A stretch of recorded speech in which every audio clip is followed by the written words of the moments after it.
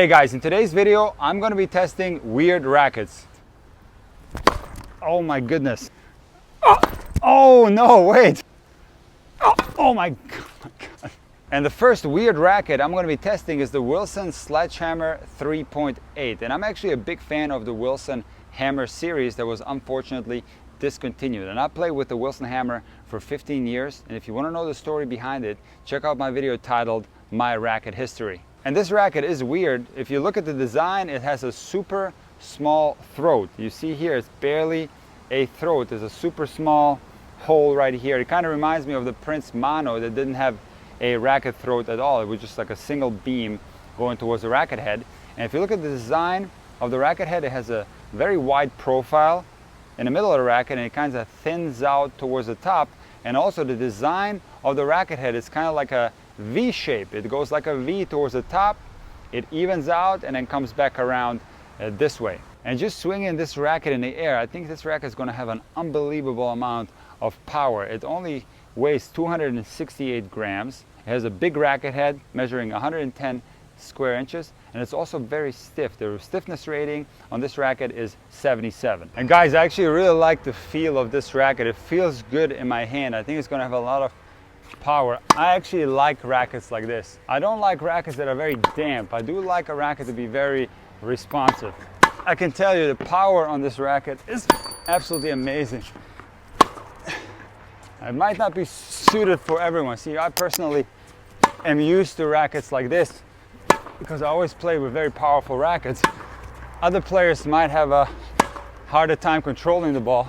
You can even see here that I'm spraying a few balls here and there. But overall, the power of this racket is amazing. While this Sledgehammer looks weird, it is actually a very nice racket. Let me try one more. One more. And I'm very surprised by this racket. The playability is very nice. I don't mind the V shape of the racket head at all. It doesn't feel any different from a regular racket head. It's always nicer to have a little bit larger sweet spot. Now it is a little bit too light, so if I was going to play with this racket, I would probably add some lead tape. For me, the most important thing is the serve. So let me see how this racket performs on the serve. Normally, I love the way Wilson Hammer rackets play on the serve, so let me try it out. Oh my goodness. Okay, it's a little bit shorter, 27 inches. I hit it towards the top of the frame. I normally play with 27.5. Let me try one more. That was a terrible serve.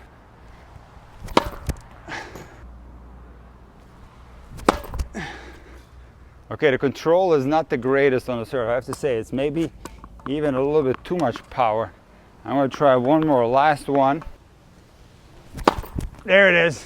All right, so it's actually a really good racket, guys. Now this might be my personal preference because I play with a hammer for so many years, but I'm gonna give this weird racket a pass. I could definitely play with this one if I added some lead tape because it is a little bit too light, but this racket definitely gets a pass. The next weird racket I'm going to test is the Blackburne DS 107. If you look at this racket, it looks kind of regular. It's got a 107 square inch head. It's 27 inches long. The mold looks pretty regular. It weighs 303 grams. So it looks just like any other racket. But guys, if you look closely, you can see it's double strung. It has a string job on this side and then another one on this side. And the slogan of this company was, this racket will give you an edge because it has no edge. When you have your regular racket and you hit a ball close to the edge, you're going to frame it and unable to control it. But this racket has absolutely no edge. You can see that the strings are at the edge, and it's also on the edge on the other side. So basically anywhere that you make contact on the string bed, you're not going to frame the ball. And this particular design with two string job was actually illegal. It was outlawed by the ITF until it finally was approved in 1995. So this is a legal racket. And guys, the problem with this racket was because the strings were so close to the edge, this racket would implode after stringing. Even without hitting a ball with the racket, the frame would crack because it couldn't handle the pressure from the string bed being so close to the edge. And the company actually hired a NASA scientist to develop a material that could withstand a string job that was this close to the edge. And the first thing I want to do with this racket is volley forehands and backhands back and forth and see how this string job is performing. I can tell you, I do feel quite a bit of vibration. It does feel a tad weird. I'm actually going to try to hit it a little bit closer to the edge on purpose and see what the result is. And it does withstand. Okay, that one I hit on the frame, but I actually hit it right on the frame. I couldn't control it, but it does give you a lot of control if you're not hitting the ball clean. Now the cool thing about this racket, in theory, is that if you pop one of these strings, you can always play with the other set of strings. But can you guys imagine having to restring one of these? First of all, you're going to need 2 sets of strings, and stringing both of these must be an absolute nightmare. But I gotta tell you, overall the volleys do feel pretty nice, and some of these I'm not hitting right in the middle of the racket, and I'm still able to control it quite nicely. I'm going to hit a few balls with the Blackburn, and right off the bat, there's something weird about this racket. There's a weird tinging sound. There's not a lot of control. I feel like I have to hit the ball very gently in order to control it. So let me rip a couple and see what happens.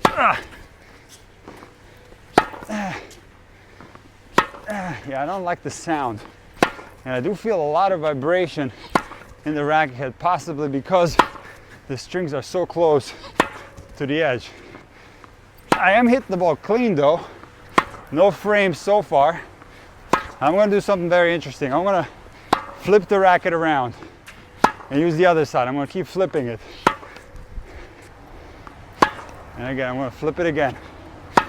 And this brings me to something that's very fascinating. See, muscle memory can be very subtle in tennis. So tennis players will use only one side of the racket, and the hand will get used to the grip when they use only one side. So the grip will be used up differently when players hit with one side, and then when they flip the racket around, which basically shouldn't make any difference, it feels a little bit different because the grip is used up less on the other side of the racket. So even though you might not be aware of this, but you actually only use one side of the racket when you hit forehands, and then you use the other side of the racket when you hit backhands. And even if you're one of those players like Federer that flips the racket around in their hand, you will always end up on the preferred side. All right, let's test the Blackburn on the serve, and let's see how this racket behaves on the serve. I normally really don't miss hit my serves that much, so I don't really see how I can gain an advantage from this. But let's check out how much power this racket can generate.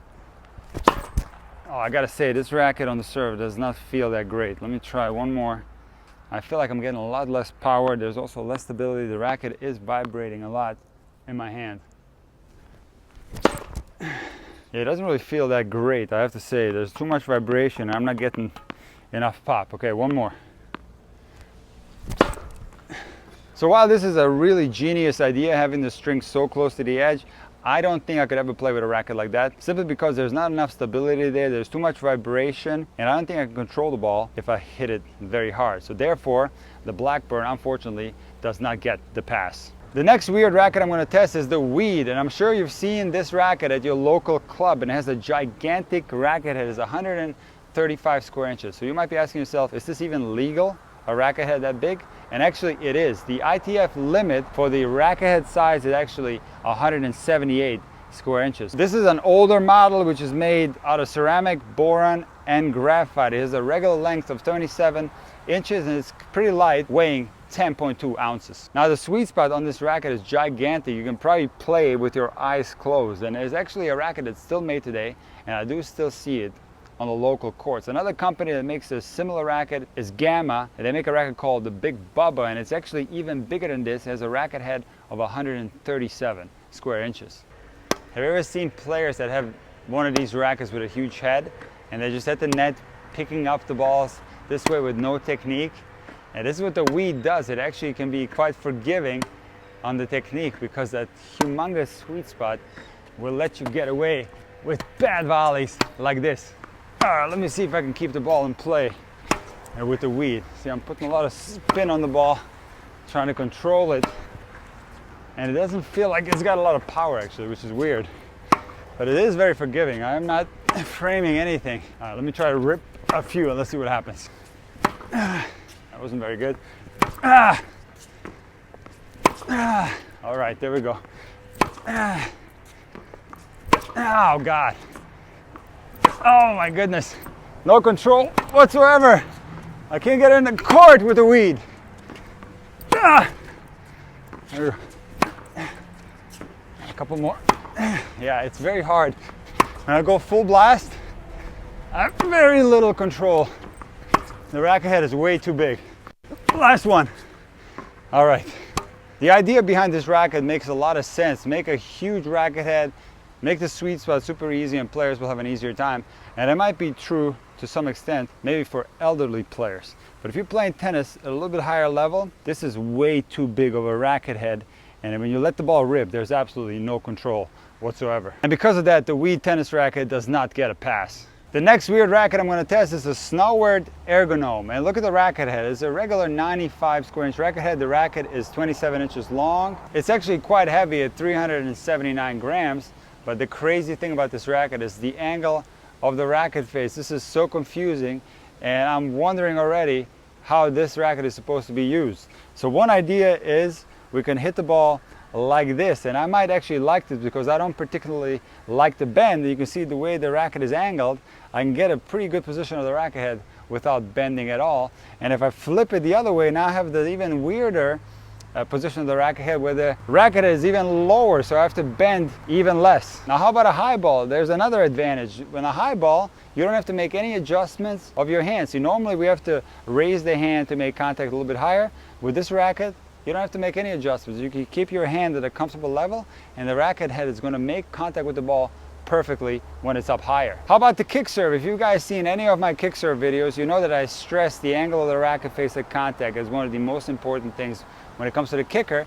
And take a look at the Snauwaert Ergonom. If I make contact without any adjustments, I don't even have to throw the ball to any specific location. The racket is going to be perfectly parallel to the ground, and I can, because of this reason, get very easy topspin in theory. And on the other hand, if I want to flatten the serve out, I flip the racket the other way, and now my racket is perfectly vertical to the ground.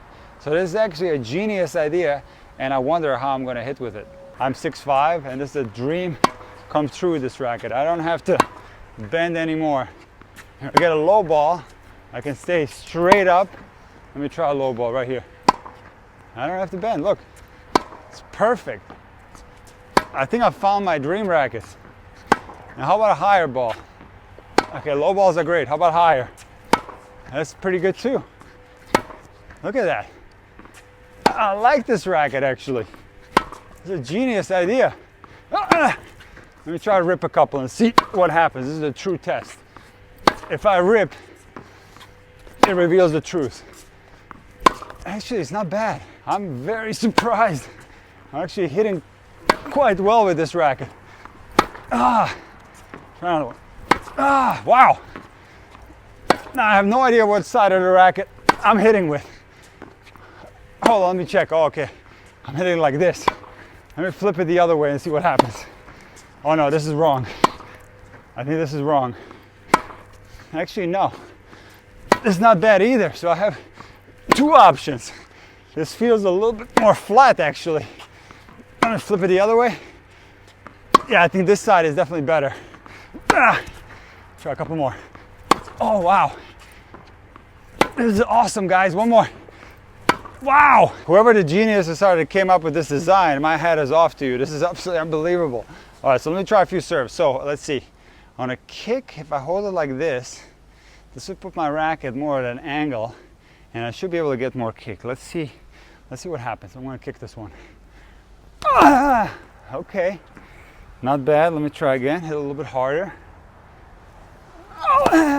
Okay, not bad at all. Now let me try to flatten one out. So I guess I have to turn the racket this way because now I'm gonna have a more vertical position of the racket head. Let's see what happens. This is gonna be a flat serve. Oh no, wait, what happened? Why did it go so far out? Okay, let me try again. Flat serve. Does this thing have an owner's manual? I don't think you're supposed to be using it this way. I think you can only play with it this way. All right, so the flat serve was impossible like this. So let me try to hold it this way. Okay, all right, it's done. You cannot use the Snauwaert Ergonom this way. This is definitely wrong. Okay, I figured this out today. This is the wrong because I think what happens is your sweet spot becomes very small. You're only dealing with the width of the racket. When you turn it this way, now you're dealing with the length of the racket. When you hit the ball, just like a regular racket head, and then on the serve is going to be the same thing. So let me try one more flat serve this way. Guys, this racket is so nice.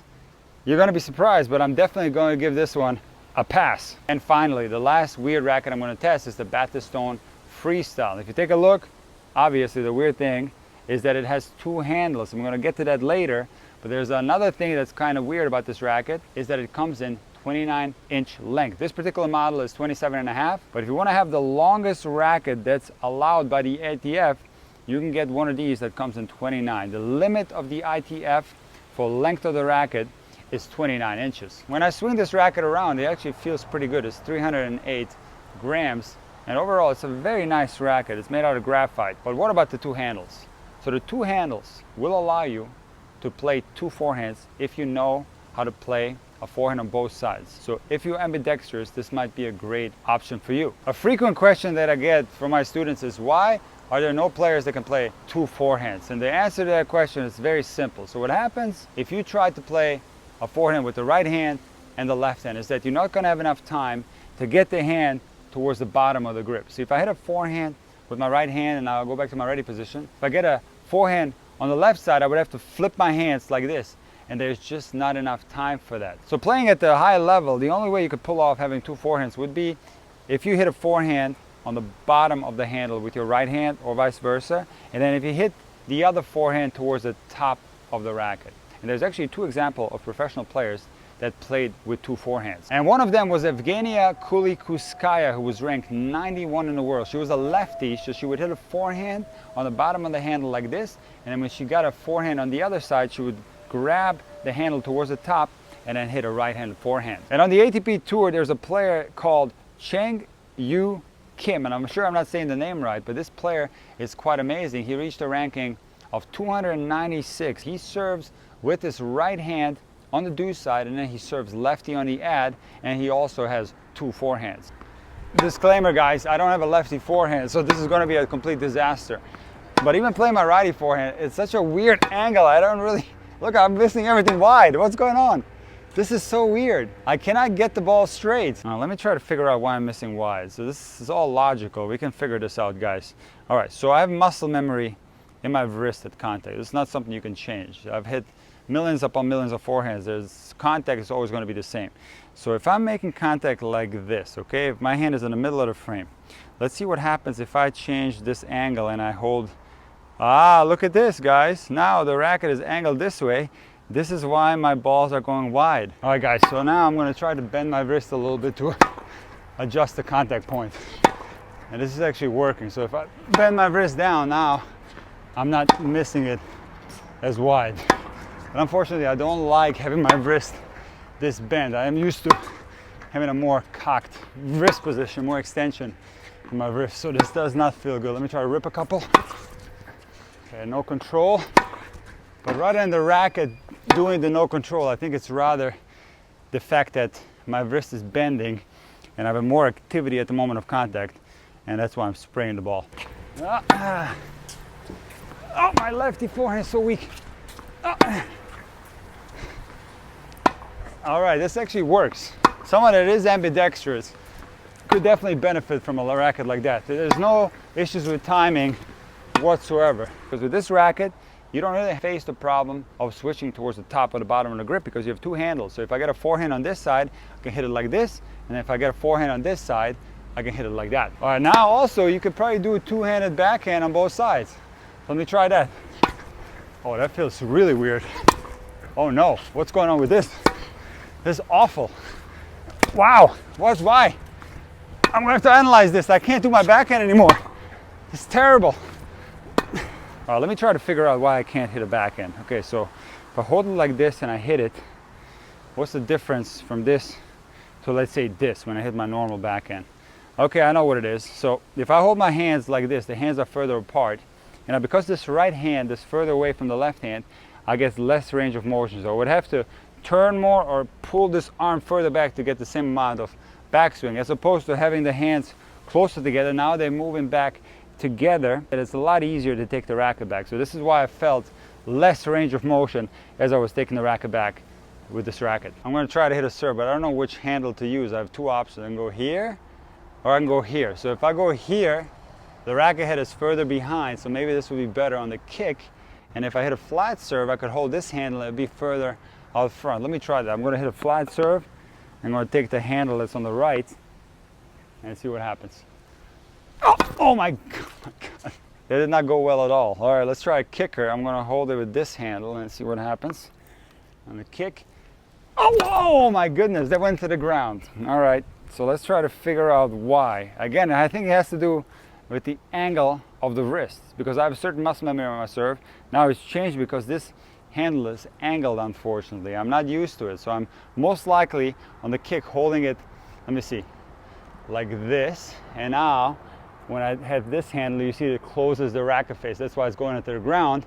On the other hand, if I hit a flat serve like this, it opens the racket face. So this explains it, guys. That's why my flat serve went straight into the fence and my kick serve didn't even reach the net. It went into the ground. So if you're one of those rare players that has two forehands and is ambidextrous, this might be the perfect racket for you. Unfortunately, I could not play with this racket at all because of the angle of the handle. This would take too much work, and therefore I cannot give this racket a pass. So out of all these weird rackets, the only one I could possibly play with would be the Sledgehammer, only because I played with a hammer for 15 years and I overall like the specs of a hammer racket.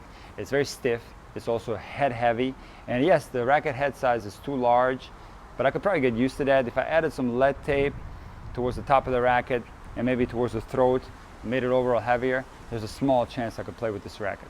But these are just my own personal preferences. I encourage everyone to try some of these weird rackets, and you might find the solution that you've been waiting for all along.